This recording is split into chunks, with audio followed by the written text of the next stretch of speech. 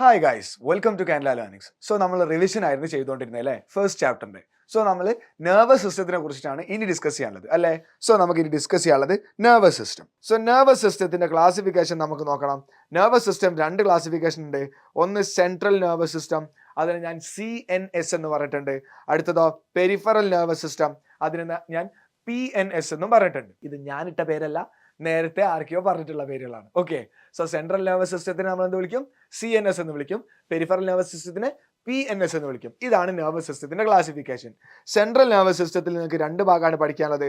അതിൽ ഒന്ന് ബ്രെയിൻ, നമ്മുടെ നെർവസ് സിസ്റ്റത്തിന്റെ സുപ്രീം അതോറിറ്റി, നമ്മുടെ ബോഡിയിലുള്ള എല്ലാ കാര്യങ്ങളും കൺട്രോൾ ചെയ്യുന്ന ഒരു സുപ്പീരിയർ പവർ ആരാ? ബ്രെയിൻ അല്ലേ. അടുത്ത എന്താണ്? Spinal cord. ആരാണ്? Spinal cord. ഓക്കെ അല്ലേ. സോ നമുക്ക് ആരൊക്കെ ഉണ്ടെന്നാ പറയുന്നത്? സെൻട്രൽ നെർവസ് സിസ്റ്റം ഉണ്ട്, പെരിഫറൽ നെർവസ് സിസ്റ്റം ഉണ്ട്. സെൻട്രൽ നെർവസ് സിസ്റ്റത്തിൽ ആരൊക്കെയുള്ളത്? ബ്രെയിനും സ്പൈനൽ കോഡും. ഇനി പെരിഫറൽ നെർവസ് സിസ്റ്റത്തിൽ ആരൊക്കെയുള്ളത്? നമുക്ക് അതിൽ നോക്കാനുള്ളത് first one, cranial nerves.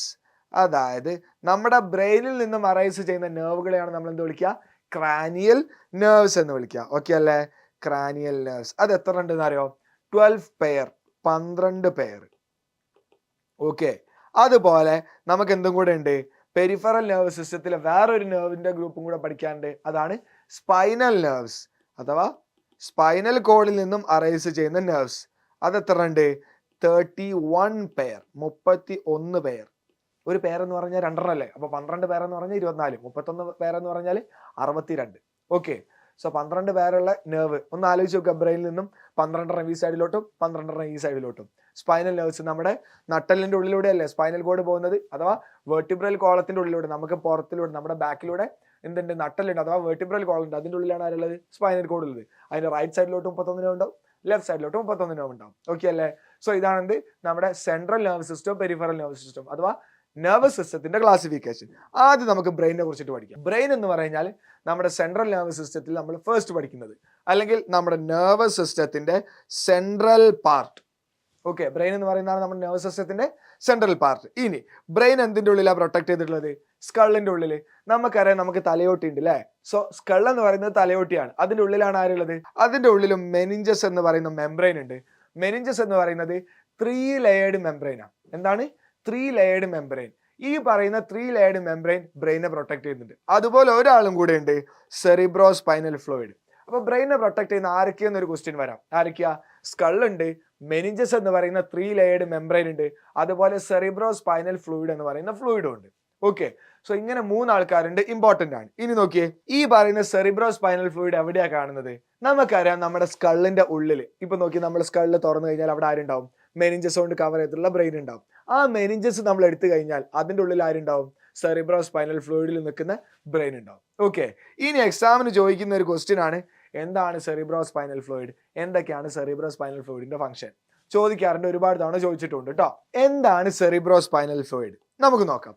Cerebro spinal fluid എന്ന് പറഞ്ഞാൽ ബ്ലഡിൽ നിന്നും ഫോം ചെയ്തിട്ടുള്ള ഒരു ഫ്ലൂയിഡാണ്. എവിടെ നിന്ന് ഫോം ചെയ്തിട്ടുള്ള? ബ്ലഡിൽ നിന്ന് ഫോം ചെയ്തിട്ടുള്ള. ഇനി അത് എവിടേക്ക് തന്നെ റീഅബ്സോർബ് ചെയ്യും? ബ്ലഡിലോട്ട് തന്നെ റീഅബ്സോർബ് ചെയ്യും. ബ്ലഡിൽ നിന്ന് ഫോം ചെയ്ത് ബ്ലഡിലോട്ട് തന്നെ റീഅബ്സോർബ് ചെയ്യുന്ന ഒരു ഫ്ലൂയിഡ് ആണ് ആര്? Cerebrospinal fluid. ഇനി ഇതിന്റെ ഫംഗ്ഷൻ എക്സാമിന് ഇടയ്ക്ക് ചോദിക്കുന്നതാണ്. അതിന് ഇമ്പോർട്ടന്റ് ആയിട്ട് മെയിൻലി 2-3 ഫംഗ്ഷൻ ഉണ്ട്. First one, to provide nutrients and oxygen to the tissues of brain. നമുക്കറിയാം, ബ്ലഡിലൂടെയാണ് എന്ത് പോകുന്നത്? ന്യൂട്രിയൻസും ഓക്സിജനും ഒക്കെ പോകുന്നത് അല്ലേ. സോ ബ്ലഡിലൂടെയുള്ള ഈ ന്യൂട്രിയൻസും ഓക്സിജനും ആർക്ക് കിട്ടണം? ബ്രെയിൻ്റെ ടിഷ്യൂസിനും കിട്ടണ്ടേ. ബ്ലഡിൽ നിന്നും ഇത് പുറത്തോട്ട് ഇറങ്ങാൻ എന്തിന്റെ കൂടെയാണെന്ന് അറിയോ? സെറിബ്രോ സ്പൈനൽ ഫ്ലൂയിഡിന്റെ കൂടെ. സോ സെറിബ്രോ സ്പൈനൽ ഫ്ലൂയിഡ് ബ്ലഡിൽ നിന്നും ഇറങ്ങുമ്പോൾ ആരും കൂടെ ഇറങ്ങും? ഈ പറയുന്ന ന്യൂട്രിയൻസും ഓക്സിജനും ഇറങ്ങും. എന്നിട്ട് ആർക്ക് കൊടുക്കും? ബ്രെയിൻ്റെ ടിഷ്യൂസിന് കൊടുക്കും. എന്നിട്ട് റീഅബ്സോർബ് ആവില്ല വീണ്ടും ബ്ലഡിലോട്ട്. അതായത് സെറിബ്രോ സ്പൈനൽ ഫ്ലൂയിഡ് തിരിച്ചു കയറൂലേ, ആ സമയത്ത് ഇതിലുള്ള വേസ്റ്റും കൊണ്ടൊക്കെ തിരിച്ചും കയറിക്കോളും. ഓക്കെ, സോ എന്ത് പ്രൊവൈഡ് ചെയ്യുക? ന്യൂട്രിയൻസും അതുപോലെ തന്നെ ഓക്സിജനും പ്രൊവൈഡ് ചെയ്യുക. ആർക്ക്? Tissues of brain. ഓക്കെ, അടുത്ത ഫംഗ്ഷൻ എന്ന് പറയുന്നത് regulate the pressure inside the brain. നമ്മുടെ ബ്രെയിൻ്റെ ഉള്ളിലുള്ള മർദ്ദം ക്രമീകരിക്കുക, പ്രഷർ മെയിൻറ്റെയിൻ ചെയ്യുക. ഓക്കെ അല്ലേ. അതുപോലെ തന്നെ ഒരു ഫംഗ്ഷനും കൂടെ ഉണ്ട്, to protect the brain from ഇൻജുറീസ്.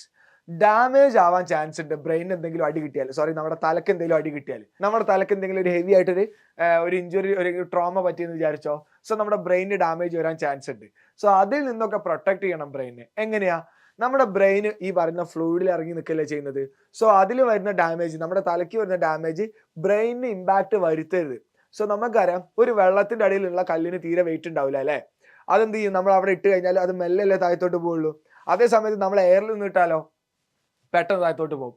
അതുപോലെ തന്നെയാണ് നമ്മുടെ ബ്രെയിനും. ആ ഫ്ലൂയിഡിൽ നിൽക്കുന്ന സമയത്ത് അതിന് പെട്ടെന്നൊന്നും ഡാമേജ് വരില്ല. സോ ഈ പറയുന്ന സെറിബ്രൽ സ്പൈനൽ ഫ്ലൂയിഡിന്റെ 3 ഫംഗ്ഷനും ഇമ്പോർട്ടൻ്റ് ആണ്. എക്സാമിന് ഒരുപാട് തവണ ചോദിച്ചിട്ടുണ്ട്. എന്തൊക്കെയാണ്? First one, to provide nutrients and oxygen to the tissues of brain. Second one എന്താ? To maintain the pressure inside the brain. മൂന്നാമത്തതോ to protect the brain from damage അല്ലെങ്കിൽ ട്രോമ, അല്ലെങ്കിൽ എന്തെങ്കിലും ഒരു ആക്സിഡന്റ് സംഭവിക്കുമ്പോൾ നമ്മുടെ ബ്രെയിനിനെ പ്രൊട്ടക്ട് ചെയ്യുക എന്നുള്ളതാണ് ഈ പറയുന്ന സെറിബ്രൽ സ്പൈനൽ ഫ്ലൂയിഡിന്റെ 3ാമത്തെ ഫംഗ്ഷൻ. എക്സാമിന് ഒരുപാട് തവണ ചോദിച്ചിട്ടുള്ളതാണ് കേട്ടോ. സോ ഇനി നമുക്ക് നോക്കേണ്ടത് ബ്രെയിനിന്റെ പാർട്സുകളാണ്. നമുക്കറിയാം ബ്രെയിൻ നമ്മുടെ ടെക്സ്റ്റ് ബുക്കിലുള്ള അതേ ഇമേജ് ആണ് നമ്മൾ ഇവിടെയും കൊടുത്തിട്ടുള്ളത്. അതിൽ ഫസ്റ്റ് വൺ എന്ന് പറയുന്നത് ആരാണ്? നമ്മുടെ സെറിബ്രം. സെറിബ്രമാണ് നമ്മുടെ ബ്രെയിനിന്റെ ലാർജസ്റ്റ് പോർഷൻ. ഒരുപാട് ഏരിയ കവർ ചെയ്യുന്ന ഒരു ഇമ്പോർട്ടൻറ്റ് പോർഷനാണ് ആര്? നമ്മുടെ സെറിബ്രം. നോക്കിയേ, ഇത്രയും ഏരിയ കവർ ചെയ്യുന്ന ഒരു ഇമ്പോർട്ടൻറ്റ് പോർഷനാണ് ആര്? നമ്മുടെ സെറിബ്രം. ഓക്കെ അല്ലേ? തൽക്കാലം ഞാൻ ഈ ഹൈലൈറ്റ് ചെയ്തൊന്നും വായിക്കുന്നുണ്ട് കേട്ടോ. സോ ഇതാണ് നമ്മുടെ സെറിബ്രം. സെറിബ്രമാണ് എന്ത് കൺട്രോൾ ചെയ്യുന്നത്? നമ്മുടെ എല്ലാ സെൻസേഷനും. സോ നമ്മൾ കാണുന്നുണ്ടെങ്കിൽ, കേൾക്കുന്നുണ്ടെങ്കിൽ, നമുക്ക് ടച്ച് എക്സ്പീരിയൻസ് ചെയ്യുന്നുണ്ടെങ്കിൽ, ടേസ്റ്റ് കിട്ടുന്നുണ്ടെങ്കിൽ, സൗണ്ട് കിട്ടുന്നുണ്ടെങ്കിൽ, സ്മെല്ല് കിട്ടുന്നു, എല്ലാം ഓക്കെ. ഈ സെൻസേഷൻ ഫുള്ള് കൺട്രോൾ ചെയ്യുന്ന ആരാന്ന് പറയുന്നത് നമ്മുടെ cerebrum, largest portion of the brain. ഒരുപാട് ഫിഷറും ഗ്രൂവും അതുപോലെ തന്നെ ചുളിവും മടക്കും ഒക്കെ കാണുന്നുണ്ട് അവിടെ നമ്മുടെ സെറിബ്രത്തിൽ. ഈ ഡയഗ്രം കണ്ടാൽ തന്നെ നമുക്ക് മനസ്സിലാവും. ഓക്കെ അല്ലേ?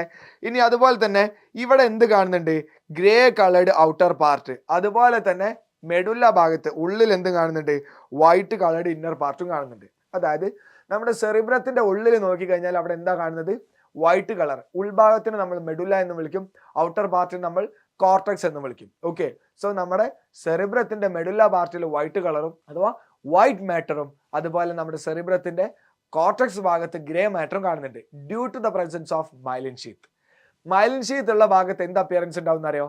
ഷൈനി വൈറ്റ് അപ്പിയറൻസ് ഉണ്ടാവും. ഓക്കെ. സോ മൈലിൻ ഷീത്ത് കാണുന്ന സ്ഥലത്ത് വൈറ്റ് മാറ്റർ, മൈലിൻ ഷീത്ത് ഇല്ലാത്ത സ്ഥലത്ത് ഗ്രേ മാറ്റർ. ഓക്കെ. സോ നമ്മുടെ സെറിബ്രത്തിന്റെ കേസിൽ ഉൾഭാഗത്ത് മെഡുലയിൽ എന്തായിരിക്കും? വൈറ്റ് മാറ്റർ ആയിരിക്കും. പുറത്തെന്തായിരിക്കും? അഥവാ കോർട്ടക്സിൽ എന്തായിരിക്കും? ഗ്രേ മാറ്റർ ആയിരിക്കും. ഓക്കെ അല്ലേ? ഇനി ഇതാണ് എന്തിന്റെ ഒക്കെ സെന്റർ എന്നറിയോ? Centre of thought, intelligence, memory and imagination. അതുപോലെ നമ്മുടെ എല്ലാ സെൻസേഷനും ആരാ കൺട്രോൾ ചെയ്യുന്നത്? നമ്മുടെ സെറിബ്രാണ് കൺട്രോൾ ചെയ്യുന്നത്. ഏതിൻ്റെയൊക്കെ സെന്റർ എന്ന് പറയുന്നത്? Centre of thought, intelligence, memory and imagination. Okay. ഈ പറഞ്ഞ കാര്യങ്ങളൊക്കെ കൺട്രോൾ ചെയ്യുന്ന ആരാന്ന് പറയുന്നത് നമ്മുടെ സെറിബ്രം. അതുപോലെ ഒരു കാര്യം കൂടെ ഉണ്ട്, വോളണ്ടറി മൂവ്മെന്റ്. നമ്മുടെ ഇഷ്ടപ്രകാരമുള്ള ഒരുപാട് മൂവ്മെന്റ്സ് ഉണ്ട് അല്ലേ. ഇപ്പൊ നമുക്കറിയാം, നമ്മൾ ഒരു കല്ലെടുത്തിട്ട് നമ്മൾ എറിയാൻ ആഗ്രഹത്തോടെ എറിയാന്നുണ്ടെങ്കിൽ ലൈക്ക് നമ്മുടെ ഇഷ്ടപ്രകാരം നമ്മൾ എറിയുന്നു. ഓക്കെ. അത് നമ്മുടെ ഇഷ്ടപ്രകാരം നമ്മൾ ചെയ്യുന്നത്. നമ്മുടെ മസിൽ മൂവ്മെന്റ്, ബോൺ മൂവ്മെന്റ് കുറെ നമ്മുടെ പരിധിയിലാണ് അല്ലെ. നമുക്ക് ഇഷ്ടമുള്ള മൂവ്മെന്റ്സ് അല്ലെങ്കിൽ നമുക്ക് കൺട്രോൾ ചെയ്യാൻ പറ്റിയിട്ടുള്ള മൂവ്മെന്റ്സ് ആണ്. ബട്ട് ഹാർട്ടിന്റെ ബീറ്റ് നമ്മുടെ കൺട്രോളിലാണ്, നമ്മുടെ ഫുഡ് ഡൈജസ്റ്റ് ചെയ്ത് അത് നമ്മുടെ കൺട്രോളിലാണ് അല്ല. അങ്ങനെയുള്ള മൂവ്മെന്റ്സിനാണ് ഇൻവോളണ്ടറി എന്ന് പറയാം. എന്നാൽ നമ്മുടെ ഇഷ്ടപ്രകാരം നമ്മുടെ ഇച്ഛയ്ക്ക് അനുസരിച്ചിട്ട് മാറ്റാൻ പറ്റുന്ന മൂവ്മെന്റ്സിനാണ് വോളണ്ടറി എന്ന് പറയാം. ഓക്കെ അല്ലേ? സോ വോളണ്ടറി മൂവ്മെന്റ്സ് ആര് കൺട്രോൾ ചെയ്യുന്നുണ്ട്? സെറിബ്രം. ഓക്കെ. ഇനി അടുത്ത പാർട്ട് ആരാ? സെറിബെല്ലം. സെക്കൻഡ് ലാർജസ്റ്റ് പാർട്ട്, നമ്മുടെ ബ്രെയിനിലുള്ള സെക്കൻഡ് ലാർജസ്റ്റ് പാർട്ട്. ഇതിനെയാണ് ലിറ്റിൽ ബ്രെയിൻ എന്ന് വിളിക്കാറുള്ളത് കേട്ടോ. സോ സെക്കൻഡ് ലാർജസ്റ്റ് പാർട്ട് ആയിട്ടുള്ള ബ്രെയിനിൽ നമ്മൾ വിളിക്കുന്ന പേരാണ് സെറിബെല്ലം. നോക്കിയല്ലേ? ഇവിടെ എന്ത് കാണുന്നുണ്ട്? ഫിഷറും ഗ്രൂ ഒക്കെ കാണുന്നുണ്ട്. ഇതാണ് നമ്മുടെ സെറിബെല്ലം. കണ്ടോ നിങ്ങൾ? ഇതാണ് നമ്മുടെ സെറിബെല്ലം. ഓക്കെ.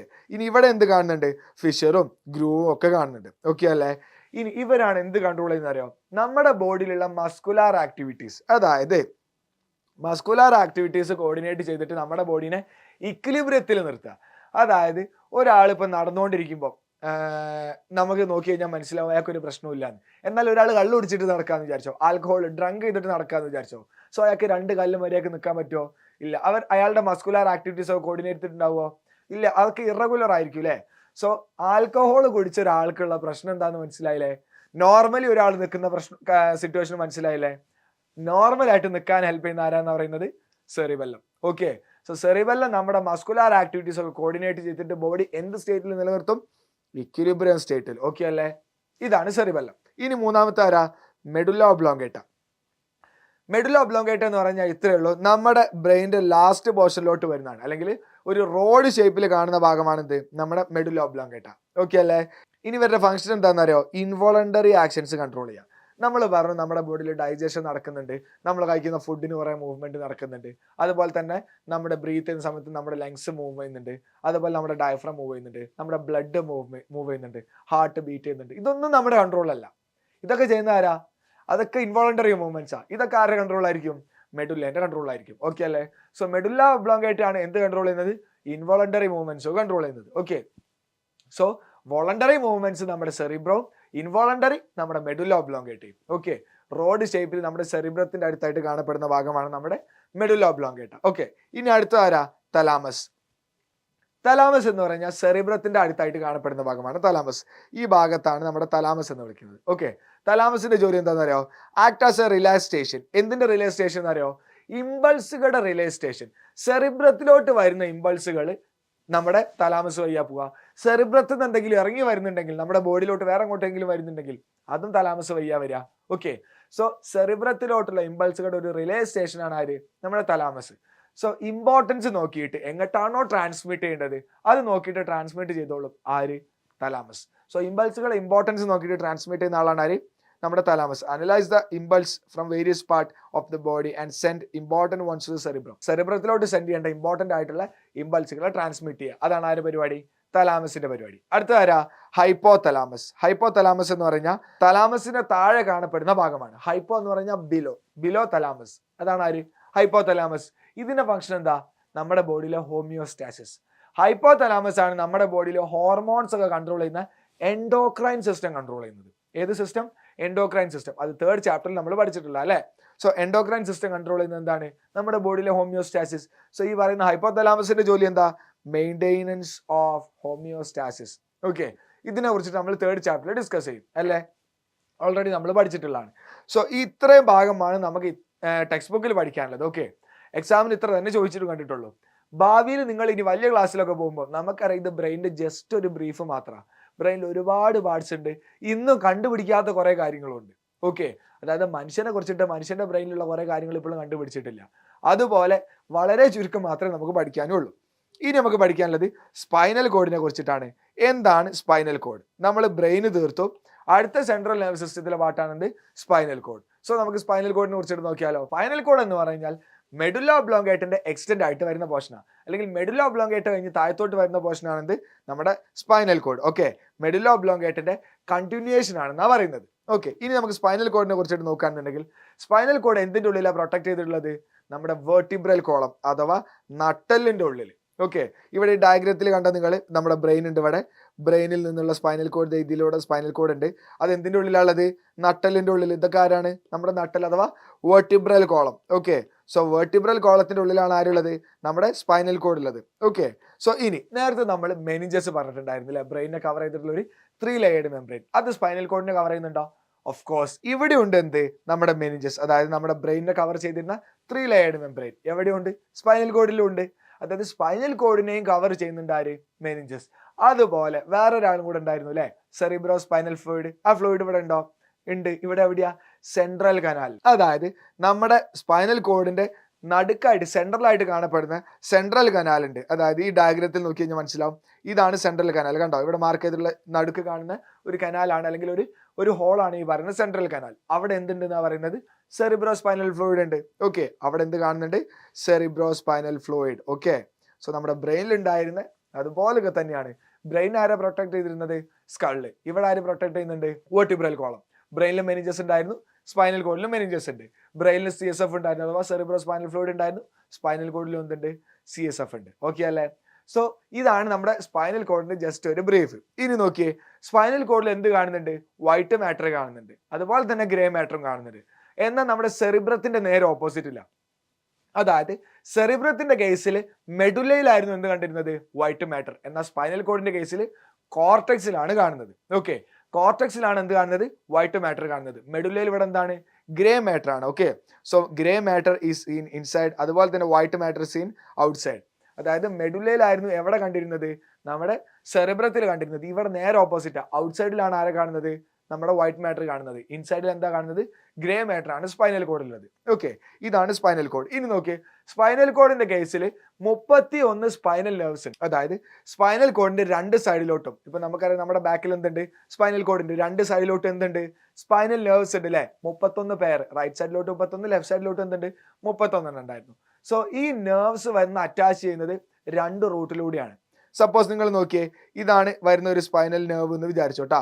ഒരു ഡോർസൽ റൂട്ടും ഉണ്ടാവും, ഒരു വെൻട്രൽ റൂട്ടും ഉണ്ടാവും. സോ ഒരു ഡോർസൽ റൂട്ട് ഇവിടെ ഉണ്ട്, ഒരു വെൻട്രൽ റൂട്ടും ഉണ്ട്. സോ എന്താണ് ഡോർസൽ റൂട്ട്, എന്താണ് വെൻട്രൽ റൂട്ട് നോക്കണ്ടേ. ഈ ഡോർസൽ റൂട്ടിന് ഫംഗ്ഷൻ ഉണ്ടോ, അതുപോലെ വെൻട്രൽ റൂട്ടിന് ഫംഗ്ഷൻ ഉണ്ടോ, എന്തിനാ എങ്ങനെ രണ്ട് റൂട്ടായിട്ട് മാറിയിട്ടുള്ളത് നമുക്ക് നോക്കാം. നമ്മൾ പറഞ്ഞു സെൻസറി ന്യൂറോൺ വഴിയാണ് സ്പൈനൽ കോഡിലോട്ടും ബ്രെയിനിലോട്ടും ഒക്കെ ഇമ്പൾസ് വരിക, സെൻസറി ന്യൂറോൺ വഴി അല്ലേ. സോ സെൻസറി ന്യൂറോൺ വരുന്ന ഇമ്പൾസുകൾ നമ്മുടെ സ്പൈനൽ കോഡിലൂടെ വന്ന് ഡോർസൽ റൂട്ടിലൂടെ കയറും. സെൻസറി ഇമ്പൾസുകളാണെങ്കിൽ അത് ഏത് റൂട്ടിലൂടെ കയറും, ഡോർസൽ റൂട്ടിലൂടെ കയറും. എന്നാൽ മോട്ടോർ ഇമ്പൾസ് നമ്മുടെ ബ്രെയിനിന് സ്പൈനൽ കോഡിൽ നിന്ന് തിരിച്ചു വരികയാണെന്നുണ്ടെങ്കിൽ അത് ഏത് റൂട്ടിലൂടെയാണ് വരിക, നമ്മുടെ വെൻട്രൽ റൂട്ടിലൂടെയാണ് താഴത്തോട്ട് പോവുക. ഓക്കെ, ഈ അരോമാർക്ക് ഓർത്തൊക്കെ വെൻട്രൽ റൂട്ടിലൂടെ പുറത്തോട്ട് വരും. അതുപോലെ സ്പൈനൽ കോഡിലോട്ട് വരുന്നത് ഏത് റൂട്ടിലൂടെയാണ്, ഡോർസൽ റൂട്ടിലൂടെ. ഡോർസൽ റൂട്ടിലൂടെയാണ് സെൻസറി ഇമ്പൾസ് വരിക. അതുപോലെ മോട്ടോർ ഇമ്പൾസ് പോവുക ഏത് റൂട്ടിലൂടെയാണ്, വെൻട്രൽ റൂട്ടിലൂടെയാണ്. ഓക്കെ, സോ ഡോർസൽ റൂട്ടും വെൻട്രൽ റൂട്ടും ഒന്ന് ഓർത്ത് വെക്കുക കേട്ടോ. ഇനി നോക്കിയേ, നമ്മുടെ സ്പൈനൽ കോഡ് ഒരുപാട് കാര്യങ്ങൾ കൺട്രോൾ ചെയ്യുന്നുണ്ട്. നമുക്കറിയാം, നമ്മൾ നടക്കുന്ന സമയത്ത്, ഓടുന്ന സമയത്തൊക്കെ റിപ്പീറ്റഡ് ആയിട്ട് ഇമ്പൾസുകൾ അങ്ങോട്ടും ഇങ്ങോട്ടും ഒക്കെ വന്നുകൊണ്ടിരിക്കുന്നുണ്ട് അല്ലേ. സോ ഇത്രയും കാര്യങ്ങളൊക്കെ, അതായത് നമ്മുടെ ബോഡിയിൽ ഇമ്പൾസുകൾ ഒരു കാരണവശാലും നിൽക്കുന്നില്ല, എപ്പോഴും ട്രാൻസ്മിറ്റ് ചെയ്തുകൊണ്ടിരിക്കുന്ന നമ്മൾ അറിയുന്ന കാര്യങ്ങളുണ്ട്. അതിന് പുറമെ നമ്മുടെ ബോഡിന്റെ ഉള്ളിൽ നടക്കുന്ന കുറെ കാര്യങ്ങളില്ലേ, സോ ഇതിനൊക്കെ ബ്രെയിൻ കൺട്രോൾ ചെയ്യുന്നുണ്ട്. സോ ഇമ്പൾസുകൾ വന്നും പോയിക്കൊണ്ടേയിരിക്കുകയാണ്. അത് ഏതിലൂടെ വരുന്നുണ്ട്, നമ്മുടെ സ്പൈനൽ കോഡിലൂടെ നമ്മുടെ ബ്രെയിനിലോട്ട് വരുന്നുണ്ട്. അതുപോലെ സ്പൈനൽ കോഡിലൂടെയാണ് തിരിച്ച് ബാക്കിയുള്ള പാർട്സിലോട്ട്, മിക്ക പാർട്സിലോട്ടും വരുന്നത്. ഓക്കെ, സോ ഇങ്ങനെ സ്പൈനൽ കോഡ് കണ്ടിന്യൂസ് ആയിട്ട് ഇമ്പൾസുകൾ ട്രാൻസ്മിറ്റ് ചെയ്തുകൊണ്ടിരിക്കുന്നുണ്ട്, കണ്ടിന്യൂസ് ആയിട്ട് നമ്മുടെ ബോഡിനെ കോർഡിനേറ്റ് ചെയ്തുകൊണ്ടിരിക്കുന്നുണ്ട്. ഇനി നമുക്ക് പഠിക്കാനുള്ളത് റിഫ്ലക്സ് ആക്ഷനെ കുറിച്ചിട്ടാണ്. എന്താണ് റിഫ്ലക്സ് ആക്ഷൻ? ഇത്രേ ഉള്ളൂ. നമ്മളൊരു പാമ്പിനെ കണ്ടു, പെട്ടെന്ന് നോക്കി, നമ്മൾ നടന്നുകൊണ്ടിരിക്കുമ്പോൾ ഒരു പാമ്പിനെ കണ്ടു കഴിഞ്ഞാൽ പെട്ടെന്ന് കാല് വലിക്കൂലേ. അതുപോലെ നമ്മളൊരു ചൂടുവെള്ളത്തുമ്പോൾ തട്ടി കഴിഞ്ഞാൽ പെട്ടെന്ന് കൈ വലിക്കൂലേ, അത് റിഫ്ലക്സ് ആക്ഷൻ ആണ്. അതായത് accidental and involuntary responses towards stimuli. എന്ത് responses? Accidental and involuntary response. നമ്മൾ ഈ പറയുന്ന ചൂടുവെള്ളം തട്ടി കഴിഞ്ഞാൽ ചൂടുവെള്ളം തട്ടി കൈ വലിക്കണം, അങ്ങനെയാണ് വലിക്കുക? അല്ല, തട്ടി സ്പോട്ടിൽ വിഡ്രോ ചെയ്യും. റീസൺ എന്താ? അത് ഇൻവോളണ്ടറി, നമ്മൾ അറിഞ്ഞുകൊണ്ട് ചെയ്യുന്നതല്ല അല്ലേ.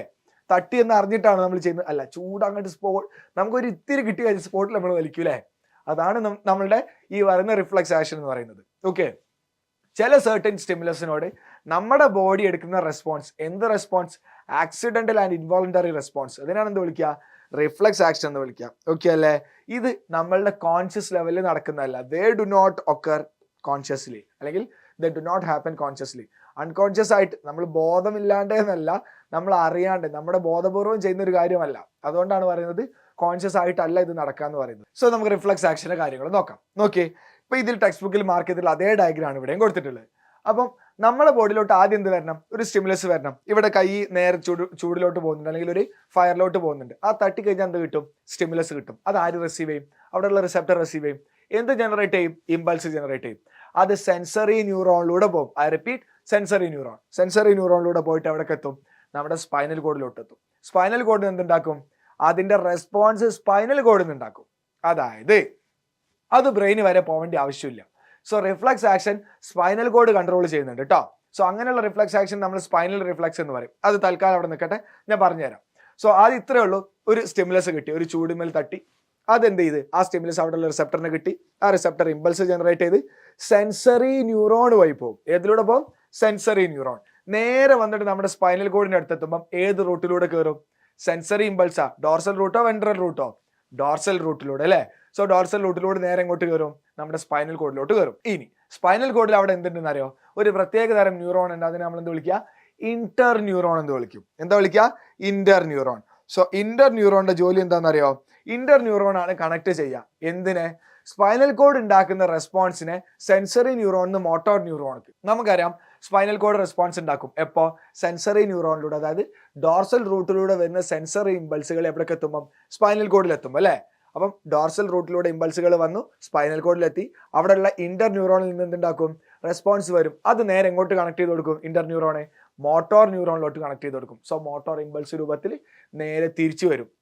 സോ സ്പൈനൽ കോഡിൽ നിന്ന് തന്നെ റെസ്പോൺസ് ഉണ്ടായിട്ട് തിരിച്ചു വരും. എന്നിട്ടോ നേരെ എങ്ങോട്ട് എത്തും? നമ്മുടെ മസിലോട്ട് എത്തും. ഇപ്പൊ ഇവിടെയുള്ള മസിലാണെന്നുണ്ടെങ്കിൽ ഇവിടെ ഫ്ലെക്സർ മസിൽ ഉണ്ട് അല്ലേ? സോ നമ്മുടെ ഫ്ലെക്സർ മസിലോട്ട് എത്തും. അപ്പൊ എന്താ പറയാ, നമ്മൾ കൈനും ഫ്ലെക്സർ മസിലോട് പറയും കൺട്രാക്ട് ചെയ്തോ എന്ന് പറയും. ആര്?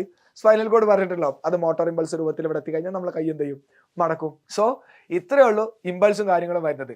നേരെ സ്പൈനൽ കോഡിലെത്തും, ഇന്റർ ന്യൂറോൺ നേരെ മോട്ടോർ ന്യൂറോണിലോട്ട് കണക്ട് ചെയ്ത് കൊടുക്കും, പെട്ടെന്ന് റെസ്പോൺസ് ഉണ്ടാക്കും. ഓക്കെ, സോ എല്ലാ റിഫ്ലെക്സ് ആക്ഷനും സ്പൈനൽ കോഡ് അല്ല കൺട്രോൾ ചെയ്യുന്നത്.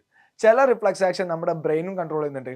അതിനെ നമ്മൾ സെറിബ്രൽ റിഫ്ലെക്സ് എന്ന് വിളിക്കും. അതായത് ബ്രെയിൻ കൺട്രോൾ ചെയ്യുന്ന റിഫ്ലെക്സ് ആക്ഷനെ അഥവാ സെറിബ്രം കൺട്രോൾ ചെയ്യുന്ന റിഫ്ലെക്സ് ആക്ഷനെ നമ്മൾ എന്ത് വിളിക്കും? സെറിബ്രൽ റിഫ്ലെക്സ് എന്ന് വിളിക്കും. സ്പൈനൽ കോഡ് കൺട്രോൾ ചെയ്യുന്നതിന് നമ്മൾ എന്ത് വിളിക്കും? സ്പൈനൽ റിഫ്ലെക്സ് എന്ന് വിളിക്കും. ഓക്കെ അല്ലേ? ഇനി ഈ ഒരു പാത്ത് വേ ഉണ്ടല്ലോ, അതായത് സ്റ്റിമുലസ്, അത് അവിടെയുള്ള റിസെപ്റ്റർ റിസീവ് ചെയ്ത് ഇമ്പൾസ് ജനറേറ്റ് ചെയ്ത് അത് സെൻസറി ന്യൂറോൺ വഴി പോയി, എന്നിട്ട് അവിടെയുള്ള സ്പൈനൽ കോഡിലുള്ള ഇന്റർ ന്യൂറോണിലെത്തി, അത് അവിടെ നിന്ന് നേരെ മോട്ടോർ ന്യൂറോൺ വഴി വന്ന് നമ്മുടെ റെസ്പെക്റ്റഡ് മസിലോട്ട് എത്തി. ഈ ഒരു പാത്ത് വേ ഇല്ലേ, ഇതിനാണ് നമ്മൾ എന്ത് വിളിക്കുക? റിഫ്ലെക്സ് ആർക്ക് എന്ന് വിളിക്കും. എന്താ വിളിക്കുക? റിഫ്ലെക്സ് ആർക്ക്. നമ്മളോട് എക്സാമിന് ഇടയ്ക്ക് ചോദിക്കാറുണ്ട്, സ്പൈനൽ റിഫ്ലെക്സിന്റെ റിഫ്ലെക്സ് ആർക്ക് വരക്കാൻ പറയും. സോ എങ്ങനെ എഴുതാൻ പറ്റുക? ആദ്യം ഇങ്ങനെ പറയാം സ്റ്റിമുലസ്, പിന്നെയോ ഒരു ആരോ മാർക്ക് ഇട്ടിട്ട് എങ്ങോട്ട് പറയാം? ആരോ മാർക്ക് ഇട്ടിട്ട് നേരെ റിസെപ്റ്ററിൽ നിന്ന് നേരെ സെൻസറി ന്യൂറോൺ, അതായത് ഇമ്പൾസ് സെൻസറി ന്യൂറോൺ. എന്നിട്ടോ സെൻസറി ന്യൂറോണിന് നേരെ എങ്ങോട്ട് എത്തും?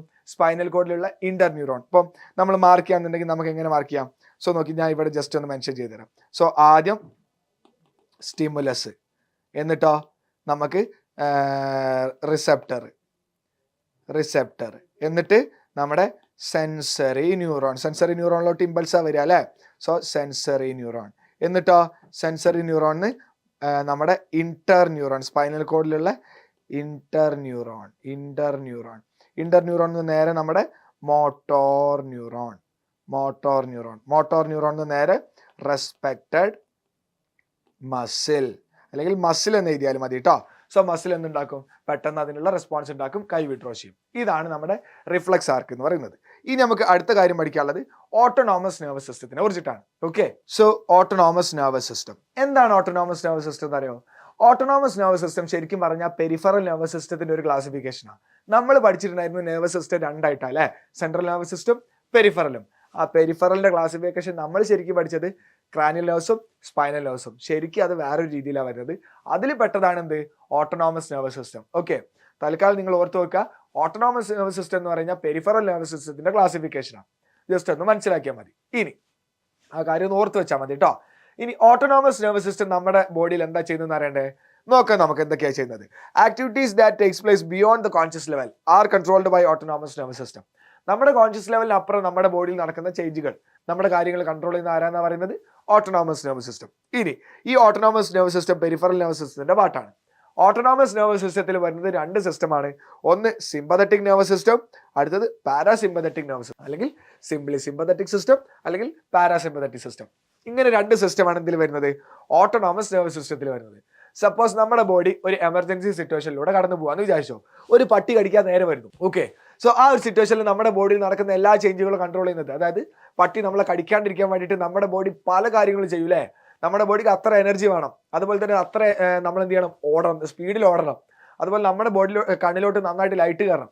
ഇങ്ങനെ തുടങ്ങിയിട്ട് കുറേ കാര്യങ്ങൾ നടക്കുന്നുണ്ട്. ഇനി പട്ടി പോയി കഴിഞ്ഞാൽ ഇതൊക്കെ നോർമൽ സ്റ്റേറ്റിലോട്ട് തിരിച്ചു കൊണ്ടുവരണം. അതായത് എമർജൻസി സിറ്റുവേഷന് വേണ്ടിയിട്ട് നമ്മുടെ ബോഡിനെ സജ്ജമാക്കിയിട്ട് എമർജൻസി കഴിഞ്ഞു കഴിഞ്ഞാൽ നമ്മുടെ ബോഡിനെ നോർമൽ സ്റ്റേറ്റിലോട്ട് തിരിച്ചു കൊണ്ടുവരാം. ഇതാണ് ആരുടെ പരിപാടി? ഓട്ടോണോമസ്. അത് കൺട്രോൾ ചെയ്യുന്ന ഏതൊക്കെയാണ്? സിമ്പതറ്റിക്കും പാരാസിമ്പതറ്റിക് സിസ്റ്റം. ഓക്കെ അല്ലേ? നമുക്ക് നോക്കാം. സിമ്പതറ്റിക് സിസ്റ്റം എന്ന് പറഞ്ഞാൽ ആ എമർജൻസി സിറ്റുവേഷനിൽ നമ്മുടെ ബോഡിനെ സജ്ജമാക്കാൻ, അതായത് പട്ടി കടിക്കാൻ വരുന്നു, ആ സമയത്ത് നമ്മുടെ ബോഡിയിൽ നടക്കുന്ന ചേഞ്ചുകളൊക്കെ ആര് ചെയ്യുന്നതാ? സിമ്പതറ്റിക്. ഒരു എക്സാമ്പിൾ വെച്ചിട്ട് ഞാൻ പറഞ്ഞുതരാം. സോ നമ്മുടെ ബോഡിയിലെ കണ്ണിലോട്ട് നന്നായിട്ട് ലൈറ്റ് കയറുന്ന സമയത്ത് സോ നമ്മുടെ പ്യൂപ്പിൾ എന്ത് ചെയ്യും? ഡയലേറ്റ് ചെയ്യും. നമ്മുടെ കണ്ണിലെ പ്യൂപ്പിളിലൂടെയാണ് നമ്മുടെ കണ്ണിലോട്ട് ലൈറ്റ് കയറുക അല്ലേ? സോ പ്യൂപ്പിൾ നന്നായിട്ട് വലുതാക്കി മാത്രമേ നന്നായിട്ട് ലൈറ്റ് കണ്ണിലോട്ട് കയറുള്ളൂ. സോ പ്യൂപ്പിൾ എന്ത് ചെയ്യണം? ഡയലേറ്റ് ചെയ്യണം. ഓക്കെ അല്ലേ?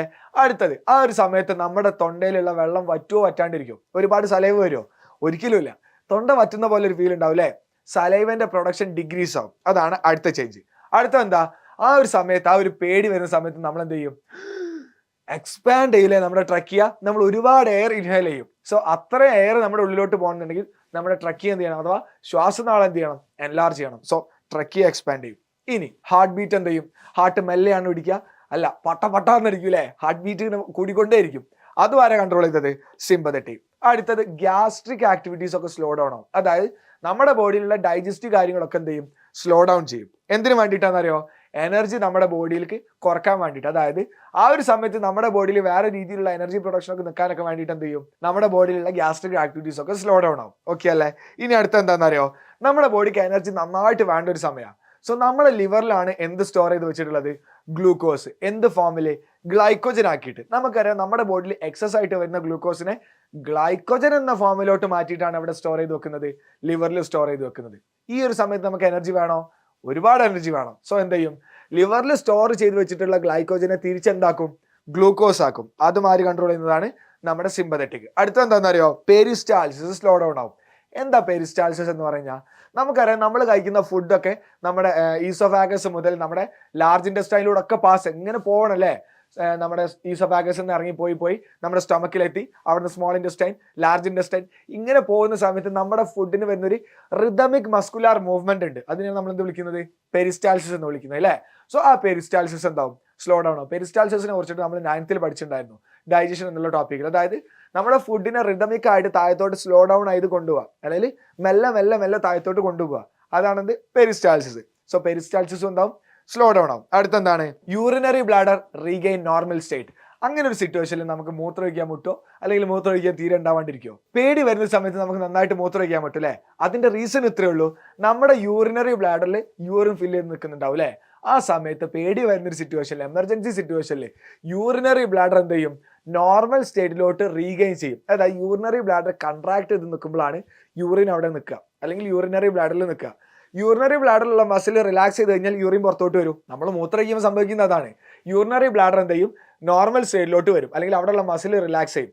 സോ മസിൽ റിലാക്സ് ചെയ്യുന്ന സമയത്ത് യൂറിൻ പുറത്തോട്ട് വരും. ആ ഒരു സമയത്ത് നമുക്ക് പേടി വരുന്ന ഒരു സമയത്ത് നമ്മുടെ യൂറിനറി ബ്ലാഡർ എന്ത് ചെയ്യും, നോർമൽ സ്റ്റേറ്റിലോട്ട് വരും. സോ എന്ത് സംഭവിക്കുക, നമുക്ക് മൂത്രമൊഴിക്കാനുള്ള ടെൻഡൻസി അഥവാ മിക്ചറേഷനുള്ള ടെൻഡൻസി നന്നായിട്ട് കൂടി വരും. ഓക്കെ, ഇനി അടുത്തൊരു കാര്യം എന്ന് പറഞ്ഞാൽ ഹോർമോൺ പ്രൊഡക്ഷൻ ഇൻക്രീസ് ആവും. അതായത് നമ്മുടെ ബോഡിയിൽ അഡ്രിനൽ ഗ്ലാൻഡ്സ് ഉണ്ട്. 3rd ചാപ്റ്ററിൽ നമ്മൾ ഇതിനെ കുറിച്ചിട്ട് പഠിക്കും. അതായത് എമർജൻസി ഹോർമോൺ എന്നാ പറയാം. ഈ ഒരു സമയത്ത് നിങ്ങൾ ശ്രദ്ധിച്ചിട്ടുണ്ടോ എന്നറിയില്ല, നമുക്ക് ഒരുപാട് എനർജി ബൂസ്റ്റ് ആയ മാതിരി ആയിരിക്കും. നോർമലി ഒരു ഓട്ടോ മത്സരത്തിന് അല്ലെങ്കിൽ ഒരു റണ്ണിങ് റേസിന് ഓടുന്ന സ്പീഡിലല്ല പിന്നെ നമ്മൾ ഓടുക, ഒടുക്കത്തെ സ്പീഡായിരിക്കും. എവിടെന്നാ ഇത്രയും സ്പീഡ് വന്നേ, എങ്ങനെ ഇത്രയും സ്പീഡ് കിട്ടിയേ, നമ്മുടെ ബോഡിയിലെ ഹോർമോൺ പ്രൊഡക്ഷൻ കൂടി. എന്താണ് ഈ ഹോർമോൺ, അഡ്രിനാലിനും നോർ അഡ്രിനാലിനും. ഇതിനെ കുറിച്ചിട്ട് നിങ്ങൾ 3rd ചാപ്റ്ററിൽ പഠിച്ചിട്ടുണ്ട് അല്ലേ. സോ അവിടെ എത്തുമ്പോൾ നമുക്ക് ഡിസ്കസ് ചെയ്യാം. സോ ഇത്രയും കാര്യങ്ങൾ സിമ്പതറ്റിക് ചെയ്തതാണ്. അതായത് നമ്മുടെ പട്ടി കടിക്കാൻ വരുന്ന സിറ്റുവേഷൻ, അല്ലെങ്കിൽ ഏതെങ്കിലും ഒരു എമർജൻസി സിറ്റുവേഷൻ, ആ ഒരു സിറ്റുവേഷനിൽ നമ്മുടെ ബോഡിനെ സജ്ജമാക്കി.